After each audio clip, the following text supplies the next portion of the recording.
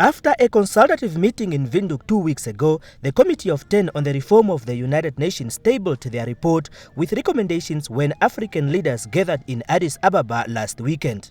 Boycotting the United Nations General Assembly, President Geingob revealed, is one of the options on the cards. We must take action, either to boycott the sessions of General Assembly, not to go to UN and so on, and pull out if need be.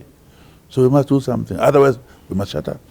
Africa is tired of being treated like children. We are making about 1 billion of humanity out of 8 billion. How long are we going to be left out? The final decision will be taken after the General Assembly of the Heads of State in July.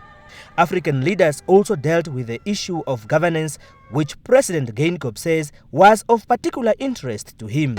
There is a general understanding that the continent is doing good when it comes to governance, but during the discussion, President Geingob took the floor and told his counterparts that while government architectures are in place, there is a need to establish processes, systems and institutions for Africans to deal with their issues themselves.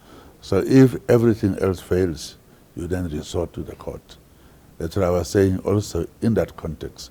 That's why I wouldn't like to go or to be sent to ICC, because ICC must have been there. We didn't have the institutions. We don't maybe still have them.